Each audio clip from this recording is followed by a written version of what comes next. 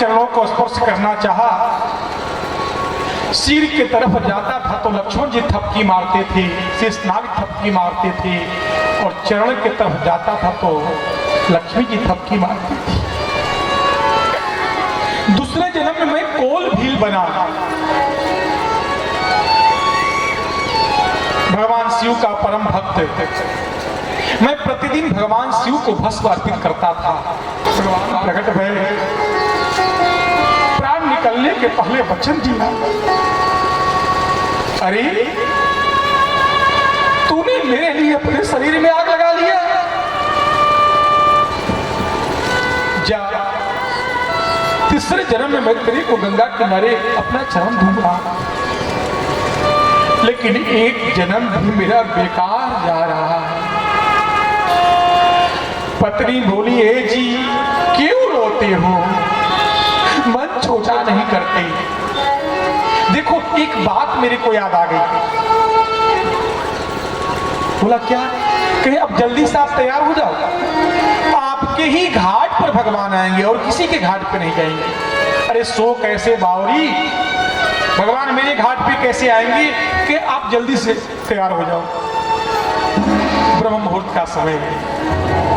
उधर निखार राज भगवान को आरती कर रहा था सारे परिवार सहित, केवल दौड़ा दौड़ा गया, क्योंकि वरदान की बात बता दी पत्नी ने।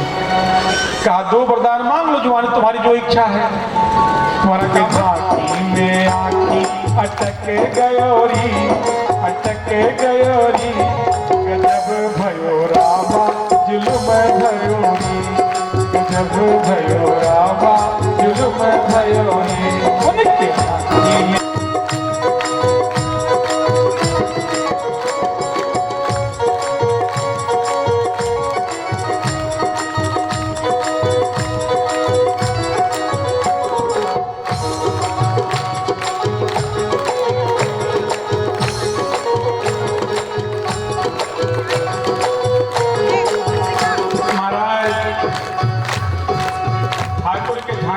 उसकी आंखें अटकी, बहुत देर तक दीदार करता रहा, बहुत देर तक दीदार किया। अंत में भगवान को ही बोलना पड़ा, क्या देख रहे हो? ये बोला वाला केवट बोला, आपको देख रहा हूं। याद दिलवाया राजा जी को, आपने मेरे को 2 वरदान दिया था। हाँ भैया हमें याद है। बोल, ऐसे नहीं मांगूंगा, भगवान के सर पे हाथ रखो, हम जो मांगेंगे वही दोगे। निखार राज ने कहा संपत्ति ले लो, राजगद्दी ले लो, राजमुकुट ले लो, हम सब देने के लिए तैयार हैं। केवट बोला हमको राजगद्दी नहीं चाहिए। कहे तो क्या चाहिए? कहे पहला वरदान तो ये दो कि कल के डेट में गंगा जी के गोद में किसी कोई नैया न रहे हमारे सिवा। कल गंगा जी की गोद में केवल मेरी नैया होगी और सारे नैया को नहीं। भगवान बड़े जोर से पुनः हंसने लगे। भगवान बार बार हंसते हैं केवट के बाद। आज केवट अपने घर को गया महाराज, पत्नी को आवाज लगाई, अरे लक्ष्मणिया कहाँ हो? कहे क्या है जी? कहे जल्दी कर, भगवान घाट पे खड़े हैं, पैर में दर्द हो जाएगा। क्या? बोलिए क्या करना है? कि बहुत सुंदर कोई ले आओ पात्र में, भगवान के चरणों को धोना चाहता हूँ। कुछ पित्तल के पात्र थे, उसको उठा करके लाई। कहे नहीं इसमें नहीं। कहे क्यों? कि इसमें रस चूसने की शक्ति नहीं है।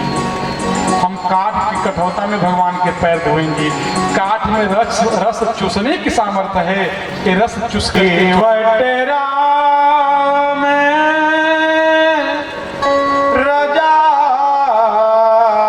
सुपावा पानी कठवेता भरी लियावा। उसी काठ की कटौती में पानी भर करके लाया। राम जी बोले केवट, अरे गंगा जल को तुम पानी कहते हो, ये पानी नहीं है, गंगा जल है। गंगा जल बोल, गंगा जल बोल। केवट बोला, हम उतने ऊंचे भाषा कहां से बोल पाएंगे प्रभु, मैं तो अनपढ़ हूं। ये गंगा जल तो आपके लिए है, ब्रह्मा जी ने धोया था, बलि की यज्ञ के समय में कमंडल में रखा था। आपके वंशज की भागीरथ जो इनको लाए थे। ये तो बड़ों के लिए गंगा है। अगर हमारे आपको हमको तारने के लिए नहीं आना पड़ता है, ये हमको तार देती। ये तो बड़ों की गंगा है, ये हमारी गंगा नहीं है प्रभु। हमारे लिए तो ये पानी है। हम इनमें जाल फेंकते हैं, मछली उपार्जित करते हैं, अपनी धंधा करते हैं। ये अगर हमारे लिए गंगा होती तो आज मेरे घाट पर आपको आने की आवश्यकता नहीं।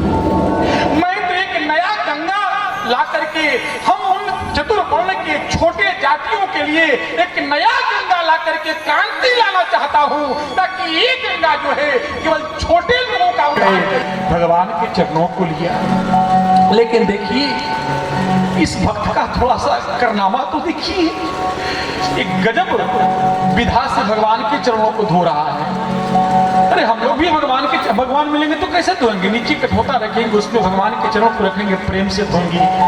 लेकिन केवट की विधा ही अलग है। वो कैसे धोता है? एक हाथ में से कठोता लिया हुआ। अब बताओ, भगवान को आदेश दिया चरण रखो, भगवान कठौते में चरण रखे।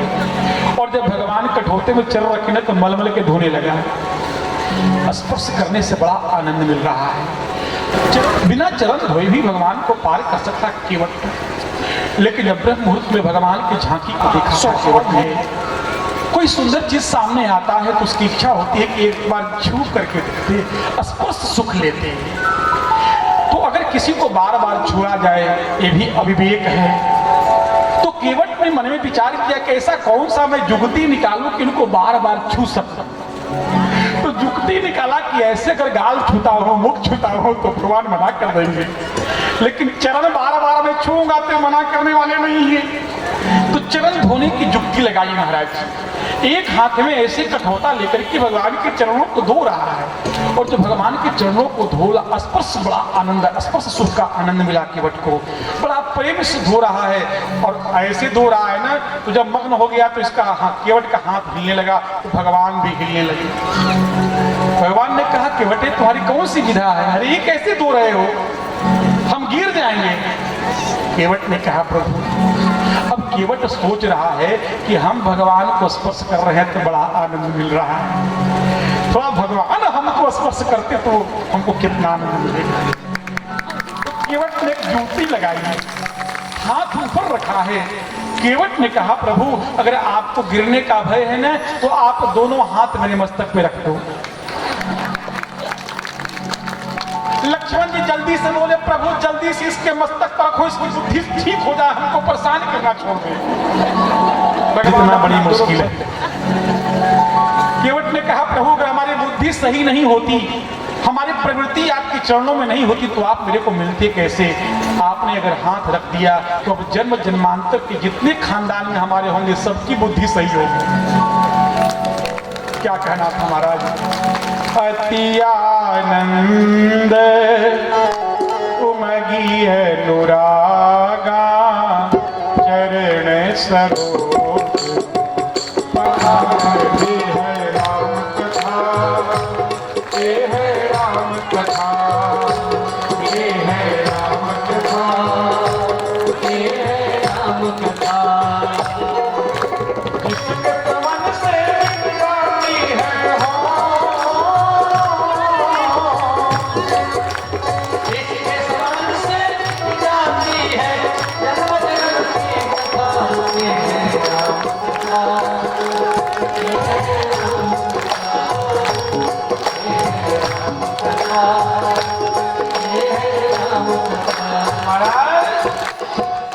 सारे देवता आकाश से पुष्प की वृष्टि करते हैं, धन्य हो केवट।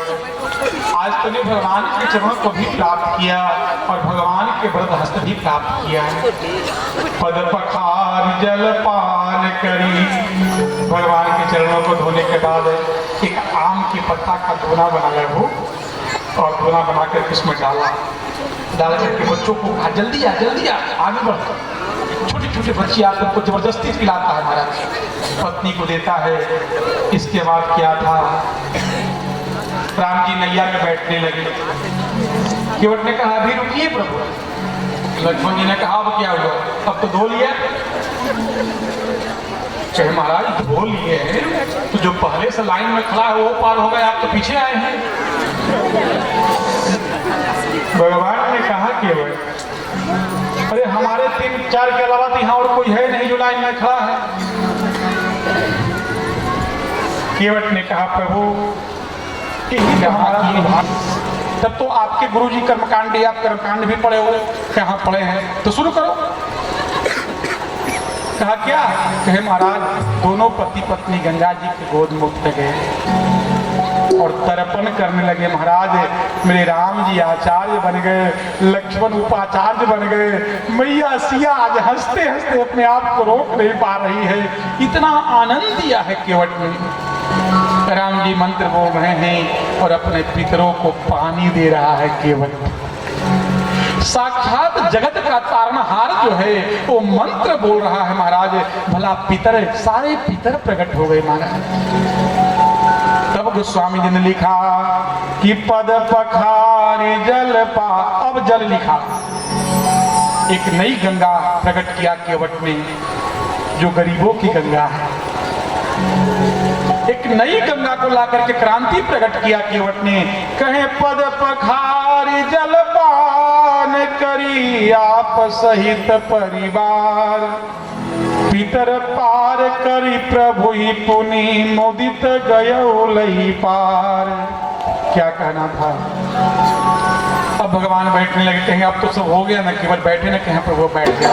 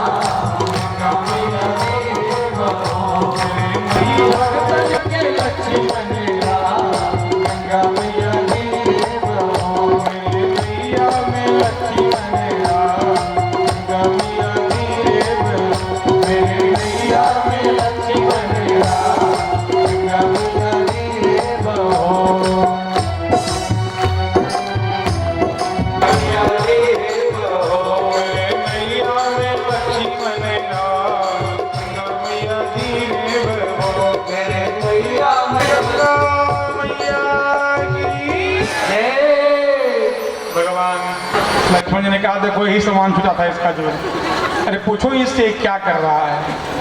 भगवान पूछे केवल हाँ प्रभु बहुत समय हो गया है, अब थकान सा लग रहा है, उस पार उतार दो। कितनी अच्छी बात केवट ने कही है। प्रभु आपसे तो हम मनुष्य बलवान हैं, तेजवान हैं, धैर्यवान हैं, कैसो कैसे? कहें कि आप 84 लाख योनियों में डाल करके हमको बारंबार घुमाते हो, बारंबार घुमाते हो, लेकिन हम जीव कभी नहीं कहते कि हम थक गए हैं। आप 2-4 बार में थक गए। भगवान ने कहा तुमसे जितना मुश्किल है केवट। केवट ने कहा प्रभु एक बात मैं आपसे पूछना चाहता हूँ। कहें बोलो। कहें मैया केकई ने आपको 14 साल का वनवास दिया है ना, कहे हाँ तो क्या उसमें कोई तिथि पत्र निश्चित है कि फलानी जगह पर इतना दिन रहना है? कहे नहीं। तो केवट ने कहा कि 6 महीना गंगा जी में ही बीत जाए तो क्या हर्ज है?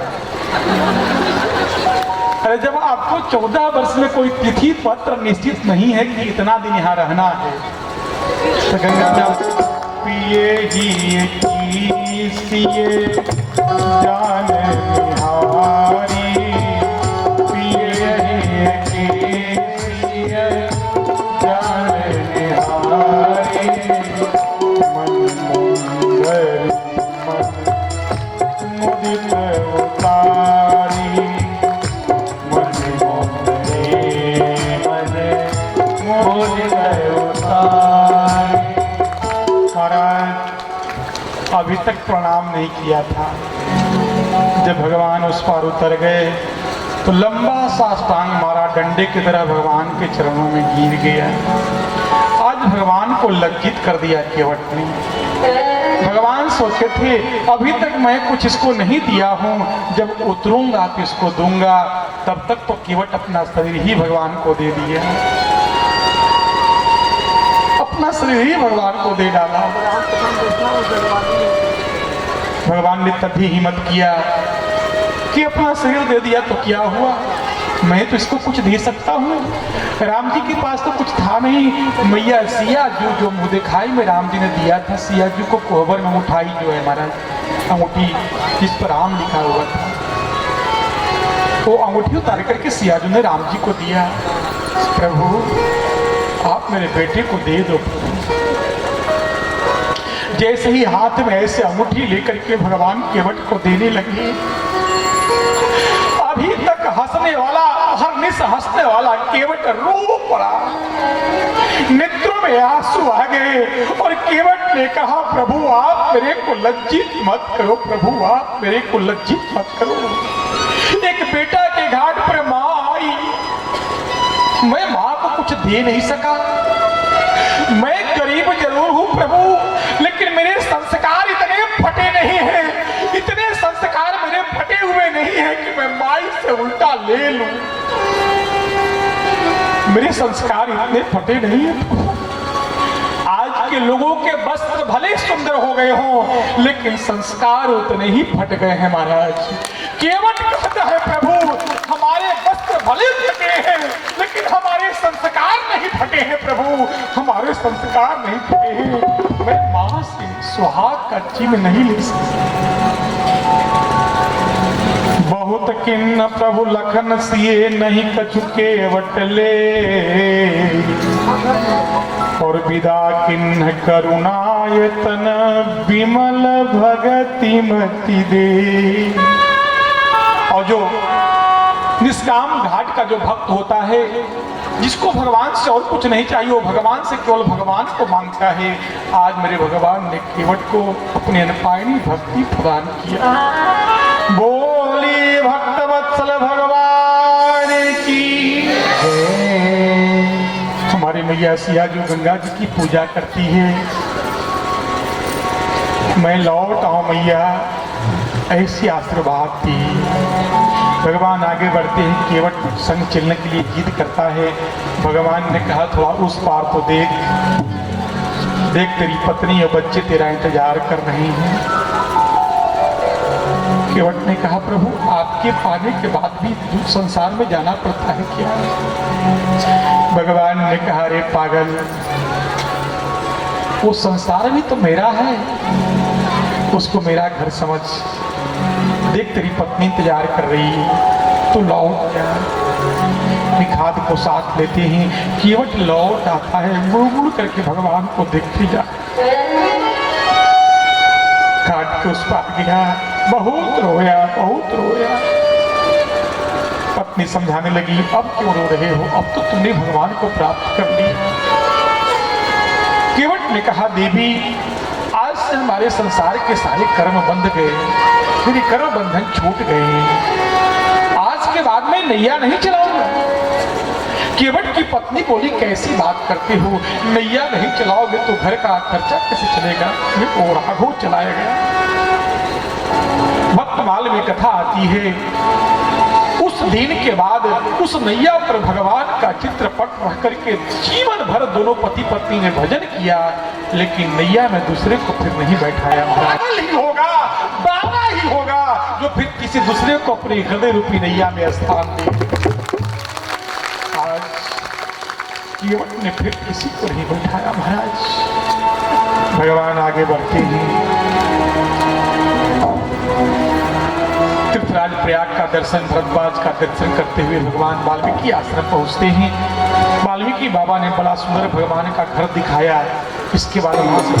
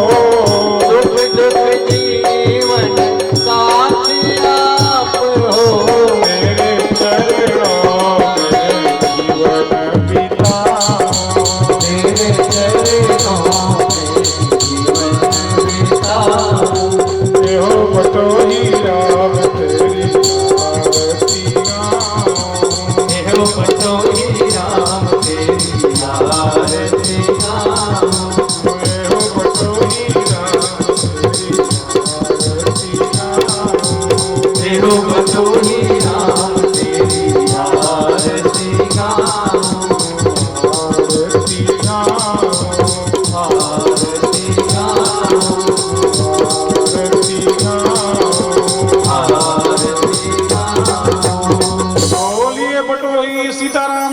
भगवान की बोलिए चारों भैया, सरजू मैया की, कन्हर मैया की, महामाया मैया की, गायत्री मैया की, हेमंतलाल जी महाराज की।